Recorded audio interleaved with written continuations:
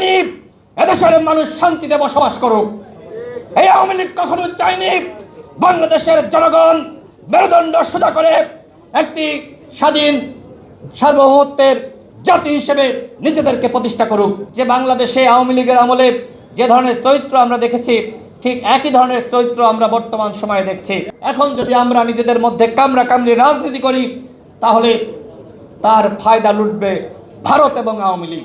৭১ সেই শেখ হাসিনা কিভাবে ব্যর্থ করার চেষ্টা করেছে আপনারা সকলে জানেন। স্বাধীনতার সপক্ষের শক্তি, স্বাধীনতার বিপক্ষের শক্তি এই ধোঁয়া তুলে এদেশের জনগণকে বিভক্ত করেছে। আমরা ২৪-এর পরে আর কোনোভাবেই আমরা বিভক্ত থাকতে চাই না। এখন প্রয়োজন একতা, এখন প্রয়োজন ঐক্যবদ্ধ জাতি। এইবার যদি আমরা নতুন বাংলাদেশ গঠন করতে না পারি, তাহলে এই গণঅভ্যুত্থানের স্বাদ এদেশের জনগণ গ্রহণ করতে পারবে না। সুতরাং আপনাদের প্রতি আমার উদাত্ত আহ্বান, আসুন আমরা সবাই মিলে নতুন বাংলাদেশ গঠন করি। আমরা সবাই মিলে সাম্যের ভিত্তিতে একটি ন্যায় বিচারের রাষ্ট্র গঠন করি। সংগ্রামী উপস্থিতি, এই জুলাই গণঅভ্যুত্থানে আপনাদের ভূমিকা, আপনারা যে ত্যাগ স্বীকার করেছেন, সেইটা অনেকে মলিন করার চক্রান্ত করে। কিন্তু ইতিহাসে আপনারা দেখেছেন যে কারুর ত্যাগকে কেউ কখনোই ছোট করতে পারে নাই, মলিন করতে পারে নাই। এদেশের জনগণ জানে ২০১৮ সালের কোটা সংস্কার আন্দোলন না হলে কোনোভাবেই ২৪-এ কোটা সংস্কার আন্দোলন শুরু হতো না এবং গণঅভ্যুত্থান হতো না। এই গণঅভ্যুত্থান হয়েছে সেই ১৮ সালের কোটা সংস্কার আন্দোলনকে কেন্দ্র করে। সে সময় আমাদের নেতৃবৃন্দ আপনারা দেখেছেন কিভাবে জেল, জুলুম, রিমান্ডের নির্যাতনের শিকার হয়েছে। এখানে উপস্থিত আছে ডাকসুর ভিপি নুরুল হক নূর। সেই লাইব্রেরির সামনে ৩০শে জুন কিভাবে তাকে সহ হাসান আল মামুন, ফারুক হাসান, এখানে যারা উপস্থিত আছে, তাদেরকে ছাত্রলীগের হায়না বাহিনী নির্মম নির্যাতন করেছিল। সেই সময় ঢাকা বিশ্ববিদ্যালয়ের একজন শিক্ষকের পা পর্যন্ত নুরুল হক নূর জড়িয়ে ধরেছিল। প্রথম আলোতে সেই ছবি এখনো পর্যন্ত আছে।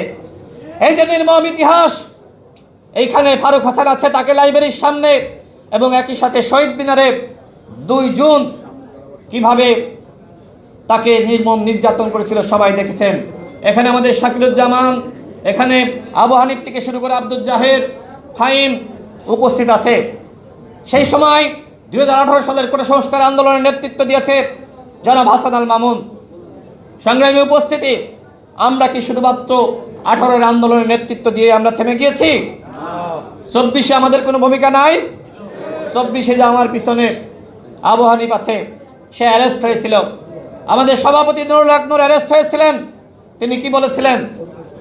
তিনি বলেছিলেন যে এই সরকারের ৯০% পতন হয়ে গেছে, ১০% ধাক্কা দাও। কিন্তু আজকে কি হয়েছে? ২৪-এর গণঅভ্যুত্থান আজকে বেহাত হওয়ার পথে। যারা অভ্যুত্থানের নেতৃত্ব দিয়েছিল তাদের সম্পর্কে নানান ধরনের গুঞ্জন, আমরা নানান ধরনের কথা শুনি।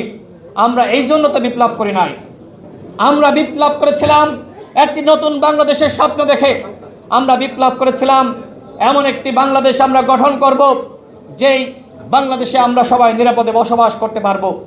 আমরা তো এই ধরনের বাংলাদেশ আমরা চাইনি যে বাংলাদেশে আওয়ামী লীগের আমলে যে ধরনের চরিত্র আমরা দেখেছি, ঠিক একই ধরনের চরিত্র আমরা বর্তমান সময়ে দেখছি। আমরা তো এই চরিত্রের জন্য আমরা দেখি নাই।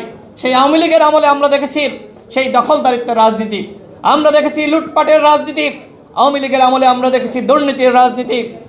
আজকে আমরা লক্ষ্য করছি সমাজ থেকে এখনো পর্যন্ত সেই দুর্নীতি দূর করা যায়নি। বন্ধুগণ, এদেশের সবথেকে বড় সমস্যা দুর্নীতি। সেই দুর্নীতি যদি সমাজ থেকে দূর করা না যায়, তাহলে এই সমাজের কোনো পরিবর্তন হবে না। হাসিনা পালিয়ে গেছে দিল্লিতে, কিন্তু এই হাসিনা পালিয়ে যাওয়ার মাধ্যমে বাংলাদেশ থেকে ফ্যাসিবাদের উৎখাত হয়ে যায়নি। এখনো পর্যন্ত সচিবালয় ফ্যাসিবাদ, এখনো পর্যন্ত সরকারের প্রত্যেকটা দপ্তরে ফ্যাসিবাদ। এই সরকারের দায়িত্ব ছিল আওয়ামী লীগকে নির্মূল করা। এই সরকারের দায়িত্ব ছিল হাসিনা যেমনিভাবে দিল্লি পালিয়ে গেছে, আওয়ামী লীগকেও দিল্লিতে পাঠিয়ে দেওয়া। কিন্তু আওয়ামী লীগের নেতাকর্মীরা এখনো পর্যন্ত পুনর্বাসন হচ্ছে। আওয়ামী লীগের নেতাকর্মীদেরকে বিভিন্ন ব্যক্তি, সংগঠন, দল এখনো পর্যন্ত আশ্রয় প্রশ্রয় দিচ্ছে।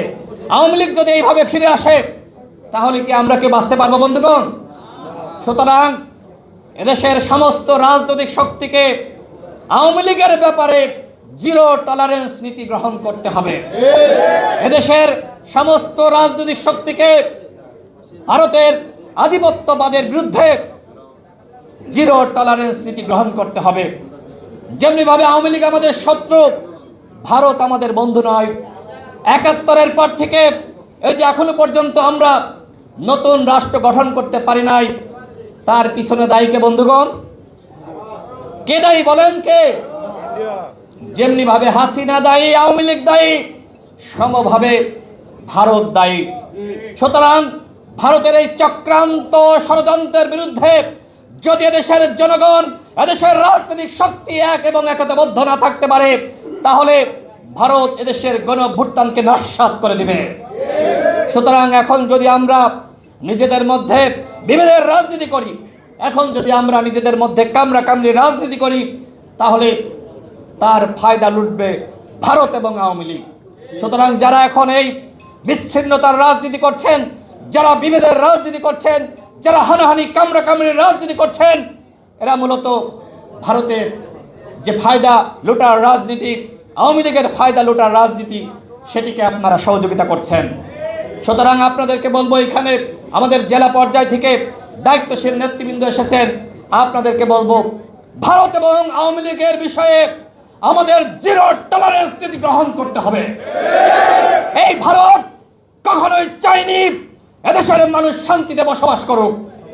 এই আওয়ামী লীগ কখনোই চায়নি বাংলাদেশের জনগণ মেরুদণ্ড সোজা করে একটি স্বাধীন সার্বভৌমত্বের জাতি হিসেবে নিজেদেরকে প্রতিষ্ঠা করুক। এখন সময় এসেছে, ২৪-এর বিপ্লবের মাধ্যমে মহান আল্লাহ রাব্বুল আলামিন আমাদের হাতে সুযোগ তৈরি করে দিয়েছেন। যদি এইবার এই সুযোগ আমরা কাজে লাগাতে না পারি তাহলে এই গণঅভ্যুত্থান ব্যর্থ হয়ে যাবে। ইতিমধ্যে আমরা যে চিত্র লক্ষ্য করছি, এই গণঅভ্যুত্থান ব্যর্থ হওয়ার পথে। সংগ্রামী সাথী বন্ধুগণ, আপনাদেরকে বলবো, এইখানে যারা আমাদের দায়িত্বশীল নেতৃবৃন্দ এসেছেন, এই গণঅভ্যুত্থান ব্যর্থ হতে দেওয়া যাবে না। আমরা শুরু থেকেই সরকারকে সহযোগিতা করছি। আমরা সরকারকে বলেছি আপনারা নির্বাচনের পরিবেশ তৈরি করেন, কিন্তু সরকার যেটি বলছে তারা একটি অবাধ, সুষ্ঠু, নিরপেক্ষ নির্বাচন জাতিকে উপহার দিতে চায়। ইতিমধ্যে আমাদের প্রধান উপদেষ্টা বলেছেন, যদি জাতিকে আমরা একটি অবাধ, সুষ্ঠু, নিরপেক্ষ নির্বাচন উপহার দিতে না পারি তাহলে নিজেদেরকে অপরাধী মনে হবে। আমি তো সেটাই দেখছি, নির্বাচনের পরিবেশ তৈরি না করে সরকার সেই অপরাধী হওয়ার পথেই হাঁটছে।